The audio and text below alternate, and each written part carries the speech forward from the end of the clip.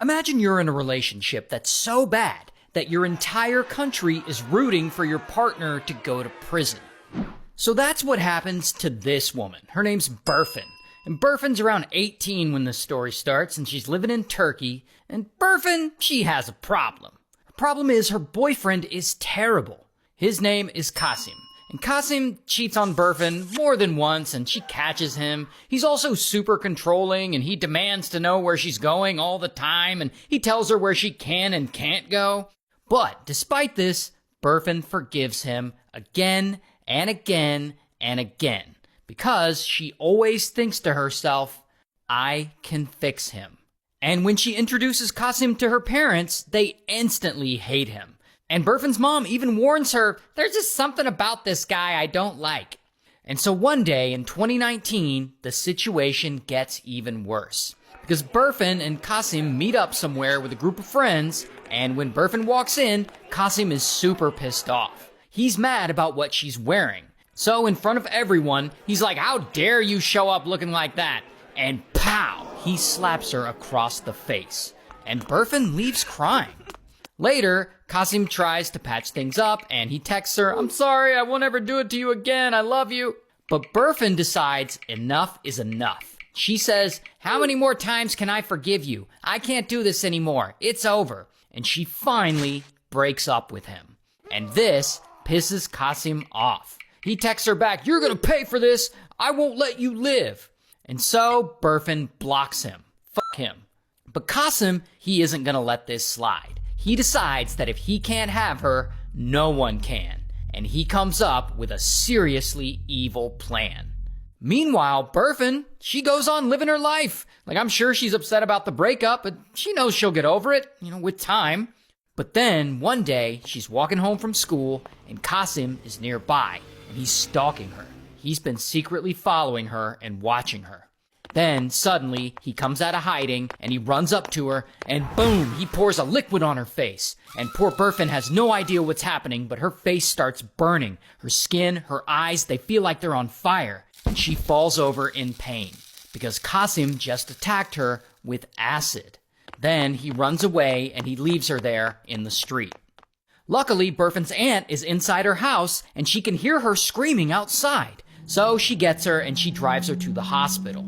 Later, Berfin's parents arrive at the hospital, and there, the doctor breaks the news to them. She's gonna be disfigured and disabled for life. She lost one eye completely, and she can barely see out of the other. And since there's no question about who did this, bam, Kasim is arrested, and he's thrown in jail. But the story isn't over. When news gets out about Berfin's acid attack, it blows the f*** up, and it becomes massive national headlines in Turkey. And people on social media start to rally behind her, and they launch a campaign to raise money for her, and the Ministry of Health steps in to cover the specialized surgeries she needs at private hospitals. So Berfin undergoes dozens of surgeries to reconstruct her face, with her parents stepping in, taking care of her, and helping her recover. When she recovers from those surgeries, she starts wearing her hair in a way that covers her most damaged eye to avoid people, staring at her in public. But even after that very traumatic experience, Berfin decides she's not going to go out quietly. And she goes on to tell her story, and she does lots of media and public interviews talking about what happened to her, and suddenly, she's kind of famous in Turkey. She becomes a national symbol and an advocate for ending violence against women. And a women's advocacy group gets legal representation for her, and soon she has a team of lawyers to fight in court on her behalf, hoping to aggressively push the court for the maximum possible charge against Kasim.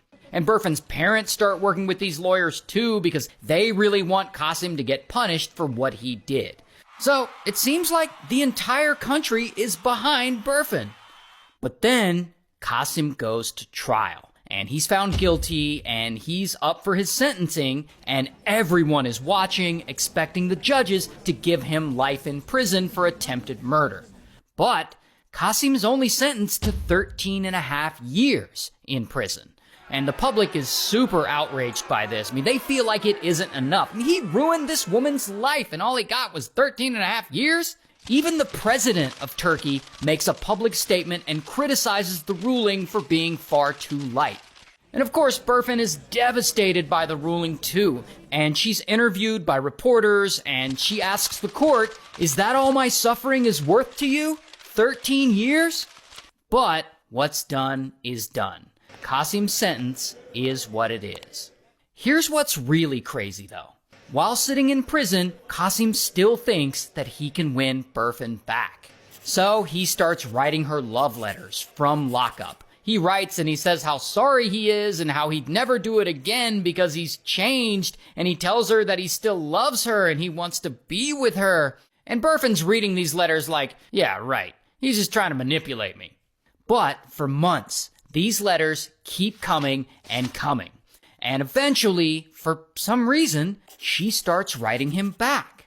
So they're writing back and forth a bit to one another, and over time, she starts thinking to herself, I can fix him.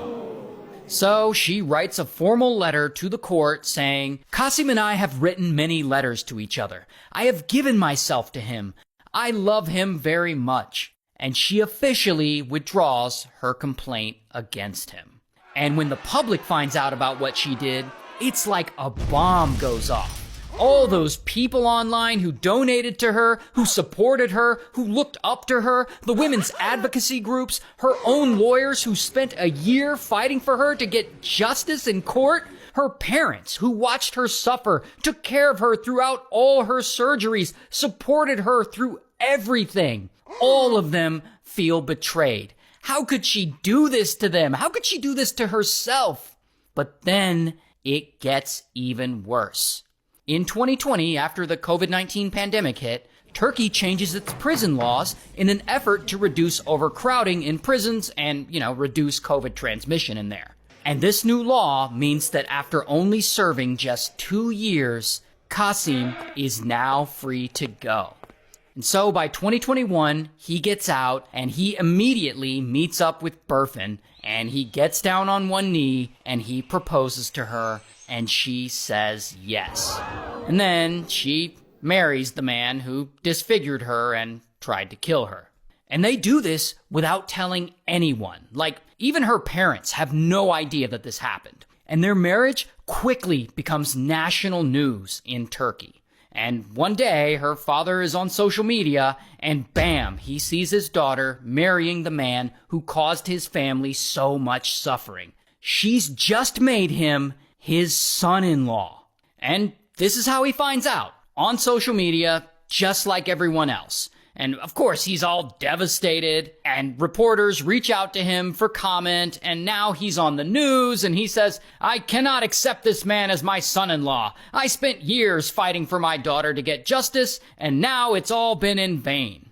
And so Berfin ends up marrying her attacker, and ultimately she becomes estranged from her parents and from everyone who tried to help her.